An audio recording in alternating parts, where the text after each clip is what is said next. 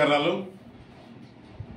ఈ రోజున భారత రాజ్యాంగ నిర్మాత డాక్టర్ బిఆర్ అంబేద్కర్ గారి 133వ జయంతి సందర్భంగా అందరికీ కూడా శుభాకాంక్షలు తెలియజేస్తూ నా పేరు తోట వెంకయ్య, కృష్ణా జిల్లా వైఎస్ఆర్సీపీ జిల్లా ప్రధాన కార్యదర్శిని। జగన్మోహన్ రెడ్డి గారు ఈ రాష్ట్రంలో జరుగుతున్నటువంటి మనమంతా సిద్ధం బస్సు యాత్రలో సందర్భంగా నిన్న విజయవాడలో ప్రవేశం జరిగింది।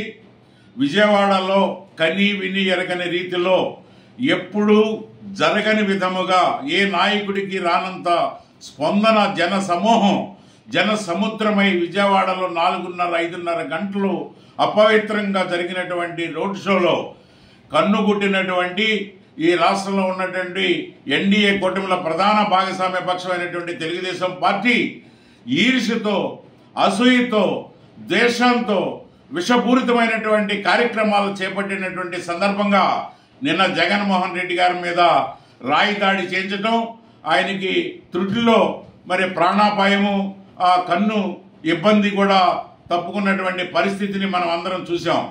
ఇవాళ రాష్ట్రంలో ప్రధాన ప్రతిపక్షంగా ఉన్నటువంటి తెలుగుదేశం పార్టీ తన అధినాయకుడు ఒకనాడు చిత్తూరు జిల్లాలో అంగళ్ళలో కూడా విషపూరితమైనటువంటి సంస్కృతిని ప్రవేశపెట్టి పోలీసుల మీద తిరగబడండి, కొట్టండి, నరకండి బహిరంగంగా మైకులో చెప్పి రాష్ట్రంలో ఉన్నటువంటి ఉన్మాదాన్ని, వారి కార్యకర్తల్లో ఉన్మాదాన్ని రెచ్చగొట్టి ఈ ప్రజాస్వామ్యంలో ఏ ఒక్కరు కూడా తమ పరిధిలో ప్రచారం చేసుకునే విధంగా లేకోకుండా కార్యకర్తల్ని కారోన్ముఖులను చేస్తూ మరి విషపూరితంగా వాళ్ళ కార్యకర్తలు తయారు చేసినటువంటి సందర్భాన్ని మనం ఈ రోజు చూస్తున్నాం। అందులో భాగంగానే నిన్న జగన్మోహన్ రెడ్డి గారి మీద కూడా రాళ్ల దాడి అనేది ఈ సందర్భంగా చెప్పదలుచుకున్నాం। మేము అక్కడే చెప్పదలుచుకున్నాం, ఈ ప్రజాస్వామ్యంలో జగన్మోహన్ రెడ్డి మీద జరిగినటువంటి దాడి ప్రజాస్వామ్యవాదులందరూ కూడా ఇవాళ దేశవ్యాప్తంగా ఖండిస్తున్నటువంటి పరిస్థితిని అందరూ కూడా గమనించాలి। ఈ రాష్ట్రంలో ఉన్నటువంటి యావత్ ప్రజానీకం ఇవాళ ఈ రోజు ఆదివారం నాడు రోడ్ల మీదకి వచ్చి తమ నిరసనలు తెలియజేస్తూ చంద్రబాబు నాయుడు యొక్క దిష్టి బొమ్మల్ని తగలబెట్టేటువంటి పరిస్థితి వచ్చింది అని అంటే తెలుగుదేశం పార్టీ యొక్క వైఖరి ఏ విధంగా ఉందనేది ప్రజలందరూ కూడా అర్థం చేసుకుంటున్నారు అనేది ఈ సందర్భంగా చెప్పదలుచుకున్నాం। ఈ సందర్భంగా మేము ఒక మాట చెప్పదలుచుకుంటున్నాం, పవన్ కళ్యాణ్ గారికి మేము ఒక సూచన చేయదలుచుకున్నాం।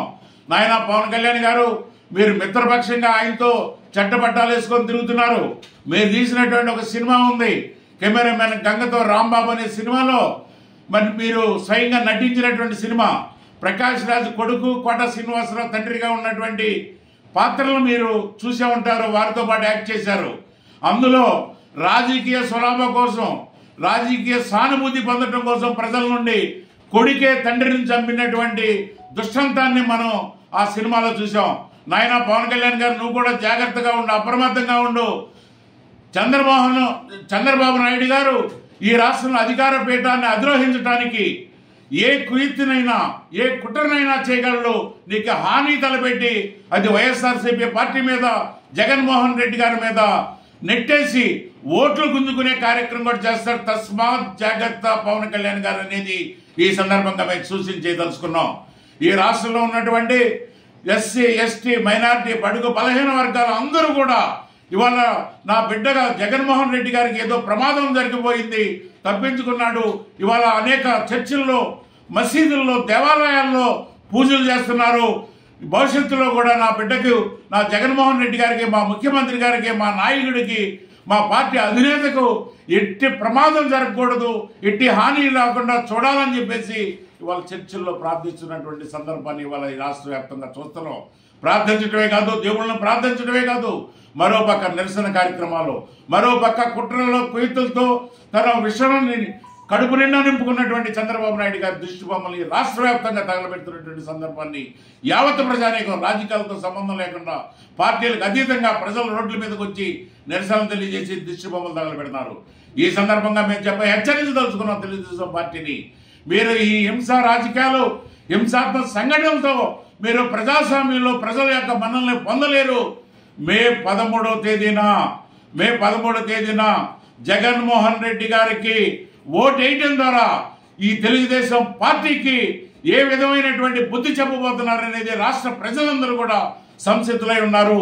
ఇటువంటి హేయమైనటువంటి దాడిని మరొక్కసారి ఈ రాష్ట్రంలో ఉన్నటువంటి మేధావులు, ప్రజలు అందరూ కూడా ముక్తఖండంతో ఖండించాలని చెప్పేసి కోరుతూ సెలవు తీసుకుంటూ జై జగన్.